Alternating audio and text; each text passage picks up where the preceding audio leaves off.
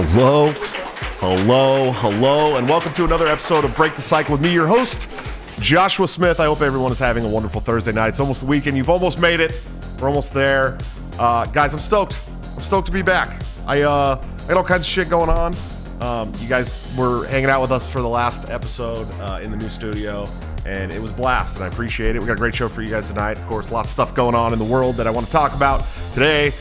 Definitely Libertarian Party stuff, all that great stuff. But before we get into it, let me introduce my wonderful guest host, Mr. Ryan Kirk. Sir, how are you doing tonight? I am doing good. How is everybody in the chat?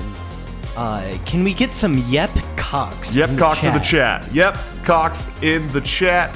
Sir, thank you so much for being here. I appreciate it. I'm stoked, dude. I'm stoked. I could turn this music off. It's cool music, though. It really is. I keep getting copyright claims on that shit, and I'm not sure why. Because YouTube's copyright system is absolutely broken, and it has been for years now. Yo, but here's the thing, though, right? So I don't understand why I'm getting a copyright claim. I took it off a free use website. Mm-hmm. It says if you post the website and content creator and all that shit in your bio or description of the videos, that you won't get a copyright claim.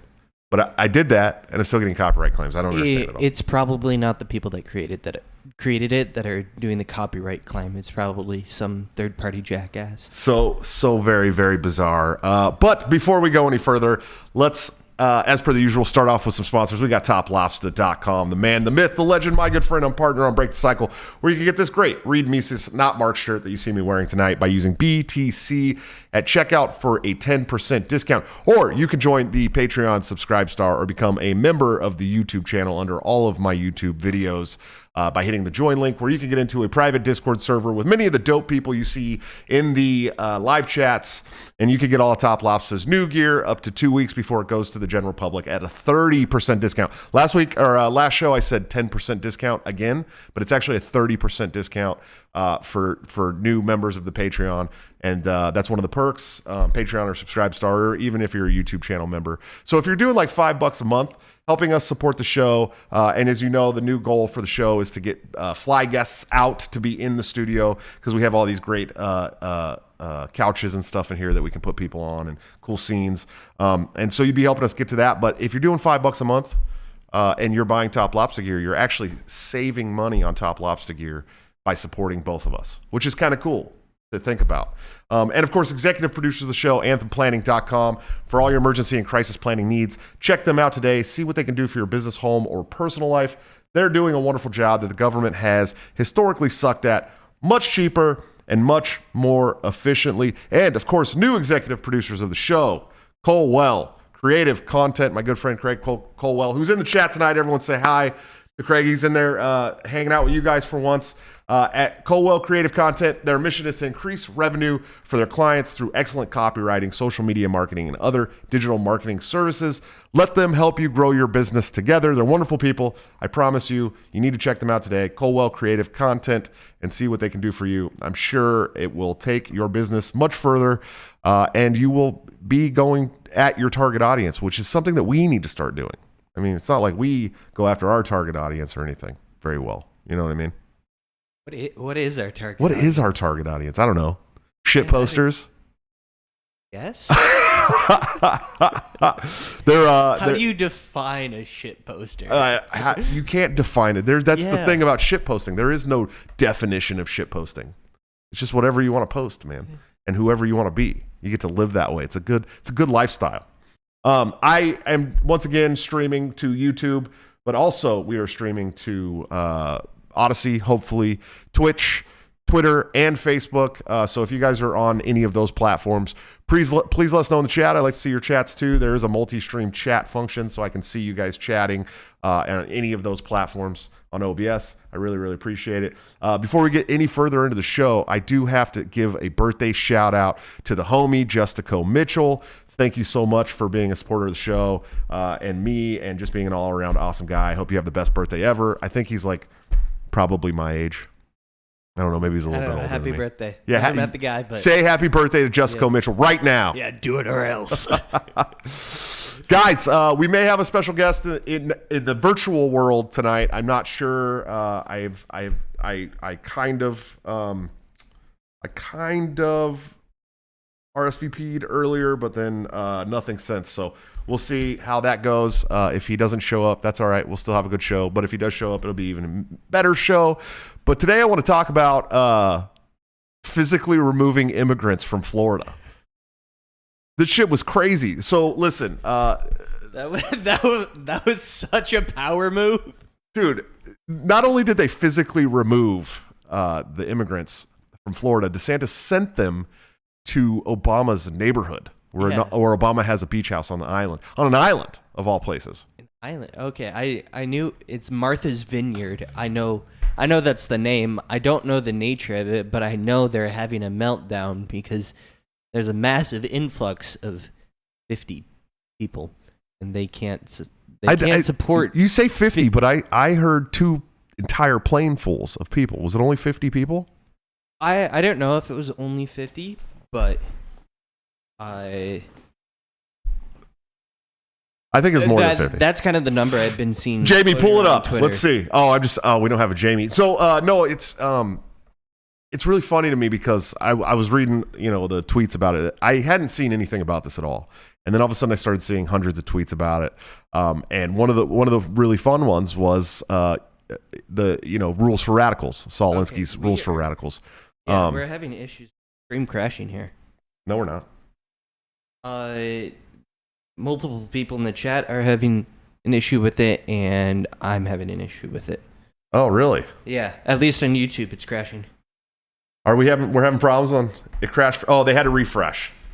Well, just refresh the stream. If just refresh the stream, and then if that gets better, let me know. If not, we'll figure it out. It is dropping frames. Yeah, it looks like it got better here. It got better. Let me know if it's if it's still doing bad. If not, just refresh it and let me know. Okay, so 50 to Martha's Vineyard and apparently more delivered to Kamala Harris's front. I love this. Look, I love this. It's such a power move to get them to address what's happening at the border because there's going to be like 2 million illegal crossings this year, which they're just kind of brushing off. Oh, the border's secure, and people on the southern border are just like drowning and don't really know what to do. Sure. Well, and here's the thing. So I love this. Is great, dude. Saul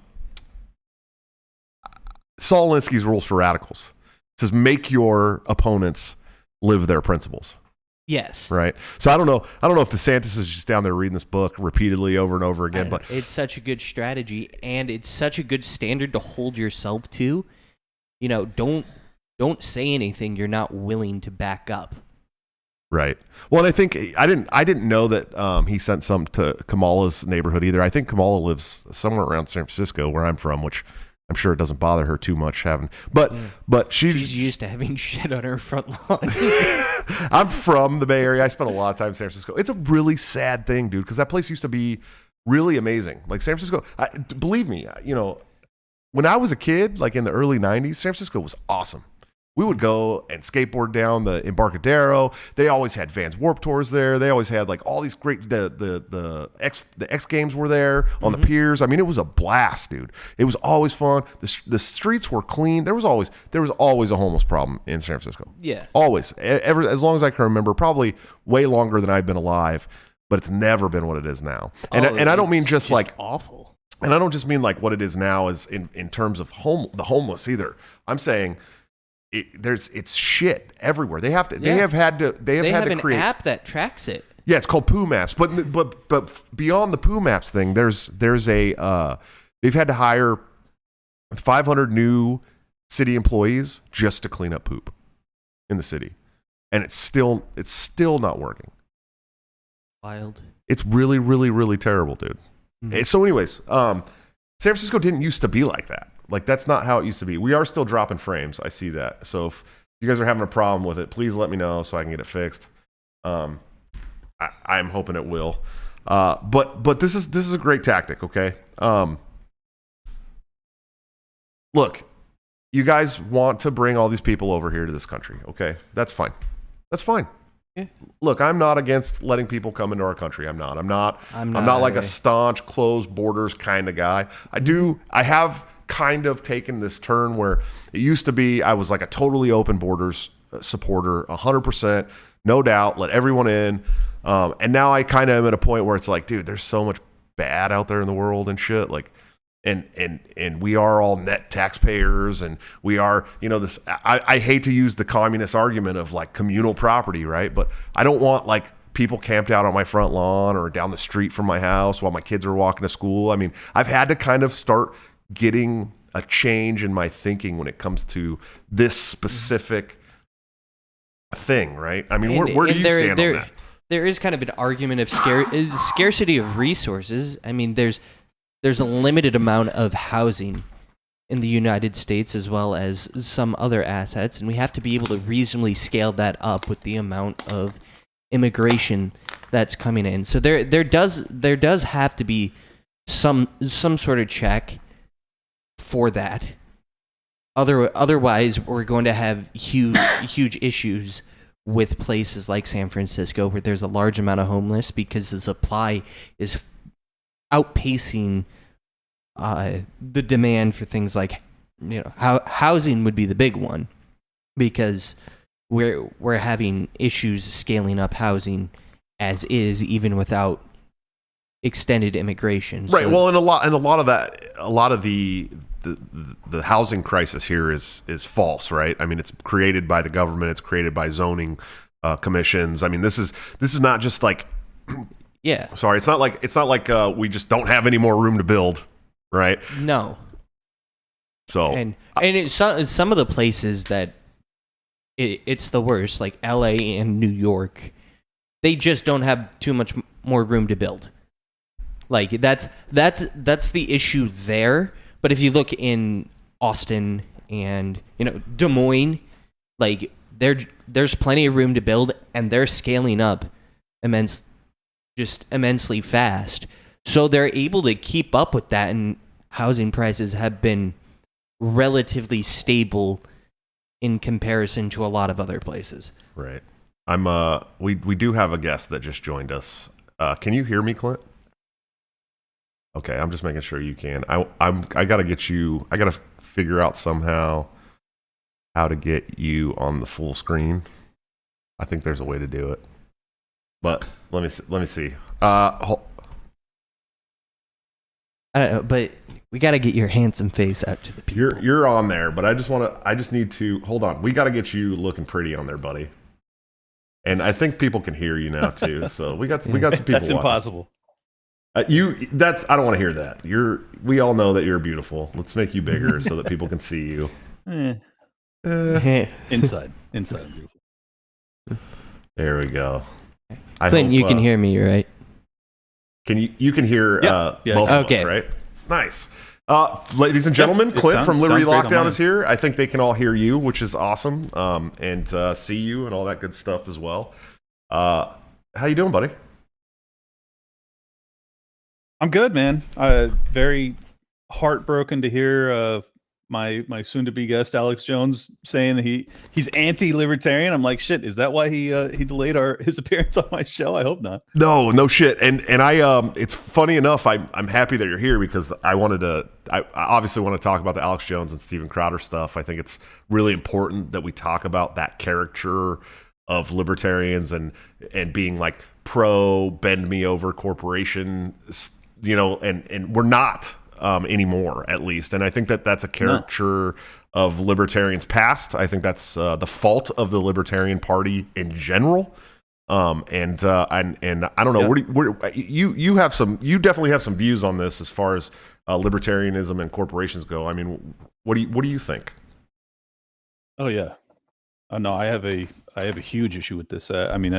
My reply online today was, I've basically dedicated the last 2 years of my show to explicitly condemning the fascistic model that we now languish under. I mean, it's quite evident to anyone who's paying attention that this is not a free market, hasn't been a free market for a very long time, and the biggest businesses that benefit because of their crony relationship to the government are ultimately not our friends, and in fact, many times are explicit enemies. So I don't understand this narrative. I understand why the old guard LP may be viewed that way as holding water for big business, even when they're ultimately working with the government to circumvent the Bill of Rights. I'm not one of them. Most of the libertarians I run with aren't those people. So I think it's just a mistake. I do think that there is a fair critique though to be had. So I'll give Alex and Crowder their due in this regard. That libertarians have been historically a little too blind to the nefarious behavior of big business benefiting from its relationship to government. Right. I hope that we have successfully changed that narrative coming from the national LP over the past year.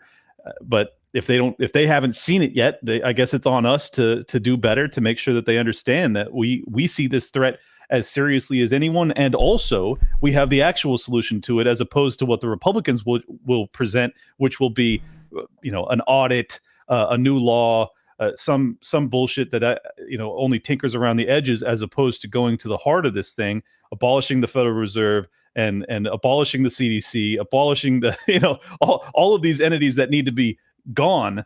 They're not going to offer you that. So abolish this is why, all the things, all of them. yeah, I'm dead serious, dude. I've become so much more like extreme with my positions over the past 2 years. There is no glide path here, folks. There is no reform. Like, reform will buy us time. It will not buy us a future. I promise you that. It has to be abolished. Yeah, and I agree with you. And I get a lot of flack on this from some of my very, very right wing friends with the police. Right. I mean, I don't think that the police, as it currently stands today, can be reformed. I don't think there's any reforming this. I mean, these police, especially, and I'm with you over the last 2 years, and I've said it a million times on the show, it took me from let me educate you to get the fuck out of my way or else. I mean, that's really where it took me, right? And the police were the strong arm of the entire regime, the whole COVID regime. They were the ones that went out and beat people's asses in the street for going outside. They're the ones who went out and closed down people's businesses. I mean, they were the ones that did it. I don't think that can be reformed. I mean, where do you stand on that when we're talking about abolishing? I'm be totally honest. It's not my priority, because ultimately we're basically dealing with anarcho-tyranny right now, where criminals don't get the book thrown at them and innocent people do. So, I mean, in that situation, do I want the police to be abolished? I guess. But at the same time, like, if you live in a city right now, the last thing you'd want to see is the police be abolished. The whole problem is that the police aren't doing anything to stop violent criminals, very specifically violent. Or theft or fraud. Does it seem ironic to you at all that it seems to be the people in the big cities that are like, abolish the police, get rid of the police today? And I think the worst of the police is in the big cities. Most of the time when we see the gross abuses of power by the police, it's in the big city. I grew up in a small town of about 6,000 people. There's no big towns in Iowa. Your biggest city is Des Moines, and it's just, it's nothing. But this is 300,000 people. Significantly different dynamic, because the police officers in my small town, you went to school with their kids, you went to church with them. If they're abusing power, there are going to be major social consequences when it's that small of a dynamic. Sure. So there's more ability to have checks on that.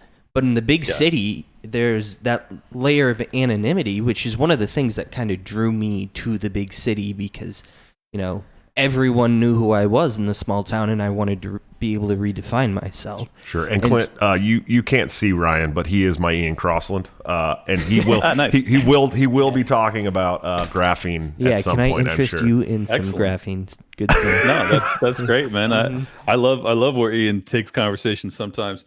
So yeah, and I agree with you too. Yes, clearly the most evil police apparatus exist within the big cities. I mean, as someone who grew up in San Diego, not just an hour and a half, 2 hours away from Los Angeles, I mean, the way we view the LAPD is basically they are the biggest, baddest gang in LA. It's like the Crips, the Bloods, and then the Blues. Right. and the cops there are fucking the real deal, man. Like, they will beat your ass. They will get away with it. They'll all get up on the stand and testify to defend one another. I mean, the brotherhood of the thin blue line in LA is notorious, and it was serious, man. you just don't mess with the police in LA. Yeah, no shit. And like nobody had any video cameras until Rodney King, right? And then all of a sudden there's video cameras everywhere, and you're like, wow, LA cops are really fucked up, man.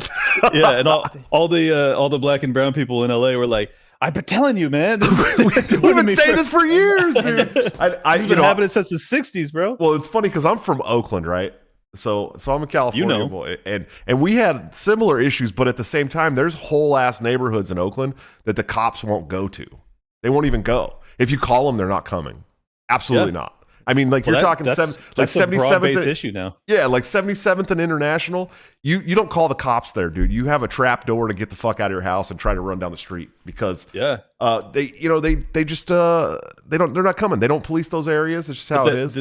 This is how, I mean, it used to be like a couple blocks they would do that in certain like real rough spots, but now it's like all of San Francisco. The dictates from the DA are, if it's not like I heard a police chief, I don't know if it was Chicago, I think it was Chicago, said if there's a shooting and it's not a fatality, we will not investigate further.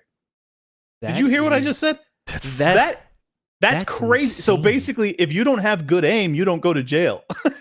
Like what the fuck? And there's a lot of people with bad aim there, buddy. Like it's of course, they're shooting sideways, man. Of course. Sorry, that was a bad joke. But no, it was a true joke though. but I'm just being honest. Like this is why it's like, yes. Do I think the police are corrupt? Of course. But do I think that abolishing them when you have an economic collapse, coinciding with the collapse of the state is a good idea?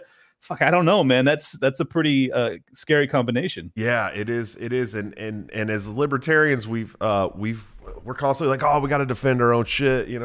We'll never call the police and stuff like that. But it's such a weird,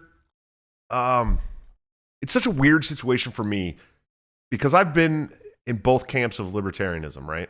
Like I used to be a Lolbert. I mean, when I got out of the military, outside of being an anti-neocon, anti-war activist, because that's what brought me to libertarianism was the anti-war sentiment, right?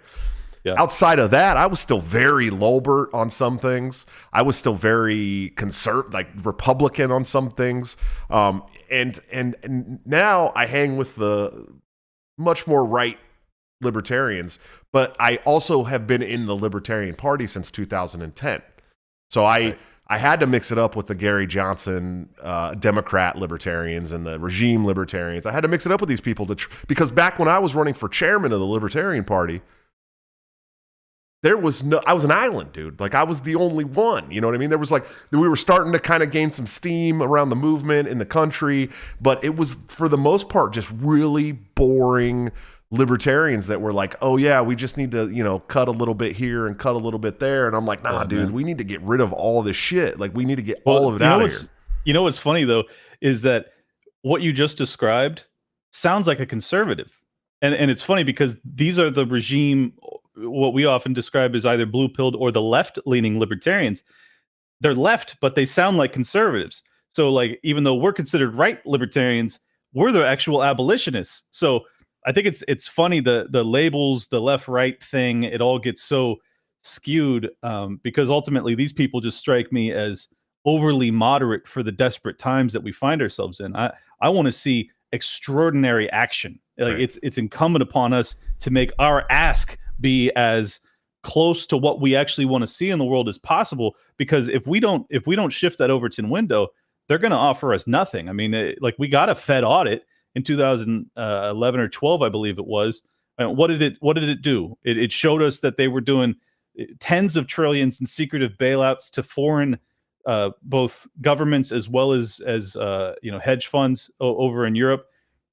Did it stop it though? No, of course not. It just basically confirmed what the good libertarians already knew, but it didn't actually do anything to address the issue. So it's like, I don't want fucking audits, man. I want abolition. That's what I need to see in this world. And any libertarian that's running on anything less than that, I don't know what you're doing at this point. Like you're in end stage of empire and you're asking for like 1% improvements on your chains on your body. It's like no thanks. For me, it's like I have to think in these terms. Okay, most of the people that watch my show know who Lysander Spooner is. Okay, I mean this guy was for Never heard of him. So you that's an old inside break the cycle joke, man. So most of us know who Lysander Spooner is. Could you imagine Lysander Spooner today looking at the Federal Reserve? Dude, I mean, could you imagine what like we need to all be Lysander Spooner?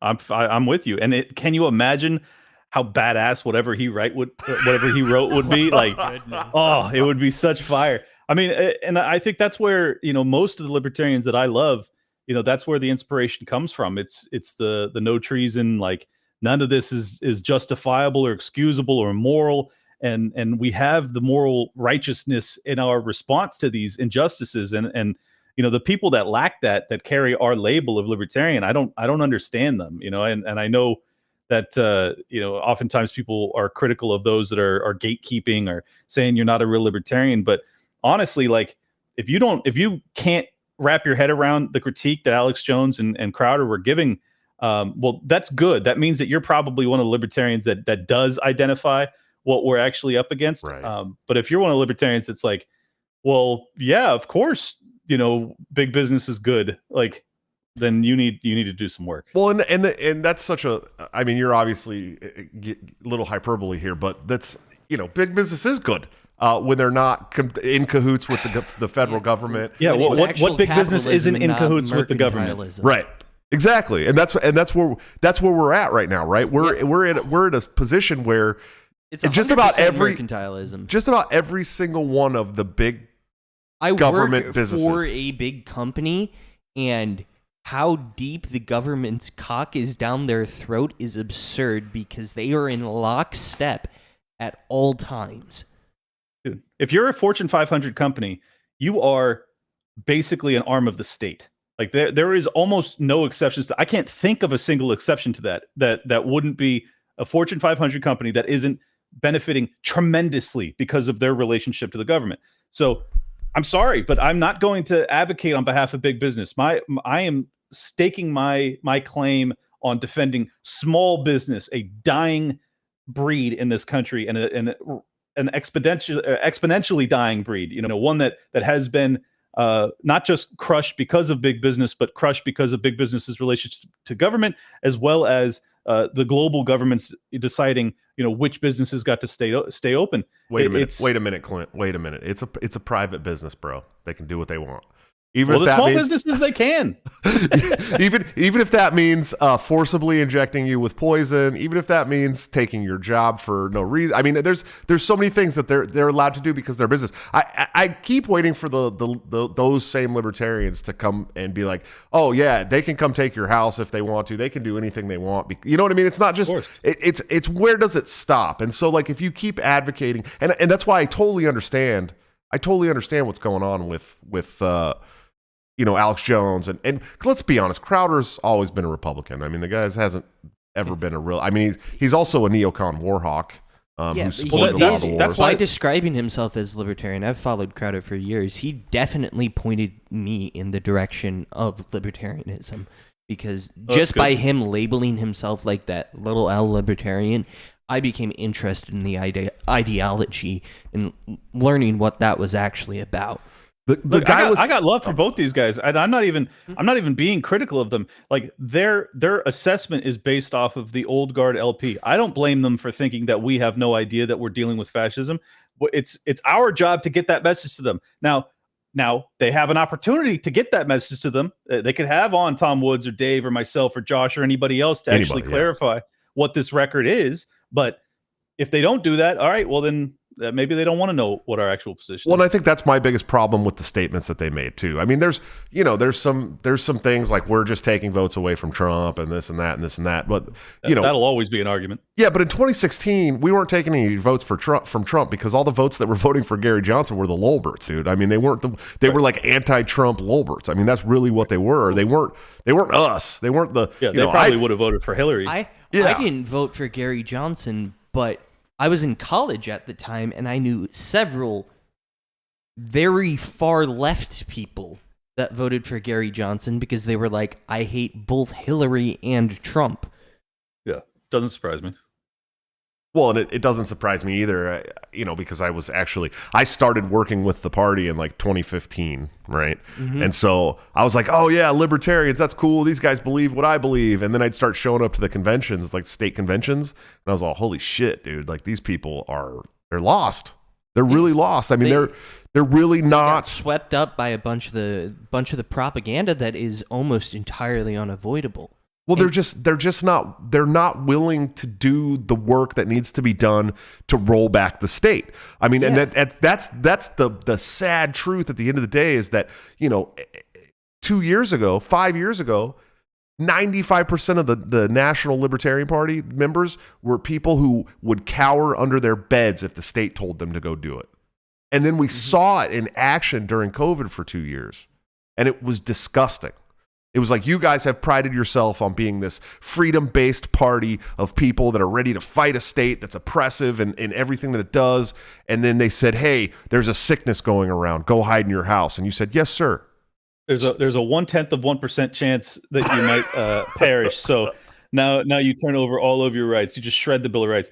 I'll never forgive these people. I will never forgive the people that were fear-mongered into just giving up on all of their fundamental beliefs. I think that they're honestly, like, I feel for them. I feel sad for them, but at the same time, I find them despicable. Like, I don't see you as being one of us. I'm just being totally honest. I don't think that you actually value freedom over security. And if you're that type of person, I don't think you're a libertarian. I'm sorry. I'm going to say it. I just don't think you are. Because ultimately, your primary driving force should be securing your liberty, not securing your own life. And I think that that's the reason we're in the position that we're in, is because far too many people ultimately value security over, and you don't get security. That's the whole fucked part. That's what Ben Franklin told us. Like, if you value security over freedom, you get neither. Did you miss that? Did you miss that in school? I know they don't teach civics anymore, but it's still an obvious truth. Right. And we learned that the hard way. Like, again, we learned it really the hard way over the past 2 years. And now we're dealing with complete economic fucking tumult because of these idiots. And I'll never forgive anybody involved with it. The people that dictated it, the people that went along with it. Like, oh. No, I'm right there with you, man. First off, shout out Daniel 3. Thanks for being a member for 14 months. He said, are we allowed to bully neocons here? What do you say, Clint? Yeah, we're definitely allowed. If there's one show where you can bully neocons in this country right now, it is Break the Cycle. I promise you. I am watching all this shit go on in the Libertarian Party currently. There's a lot of drama wrapped around this, and when Ryan and I did our test stream for the new studio to make sure everything was working and going the correct way. I said, we kind of differed in views on this. The John McCain tweet from New Hampshire. I thought it didn't go far enough. I think it very clearly crossed a line. He thought it very clearly crossed a line. I made a video calling New Hampshire a bunch of pussies and telling them that they needed to go further. I saw that. And it was, and I mean it. I hate neocons. I don't hate a lot of people. But I fucking hate. I don't neocons. even know if I would define that tweet as bullying, because I was bullied growing up, and I think that was more cruel than anything that was ever said or did to me. Oh boy, what are you talking about? You did not grow up in my area. A meme was more cruel than anything you ever dealt with physically. You need to toughen up, sir. Is celebrating death. The death of a loved one was worse than when kids told me to go home and suck my dad's dick. I had a group of 20 kids push me down into a ravine and start throwing giant ass rocks at me, dude. I would much rather have someone meme something terrible about me than do that again. You know what I'm saying? I had to learn how to fight shit, but I grew up in the hood, dude. Is a different beast than small town bullying, apparently. This guy's from Iowa. He's like, yeah, they really bullied me. They used to throw corn at me and shit. That didn't land very well.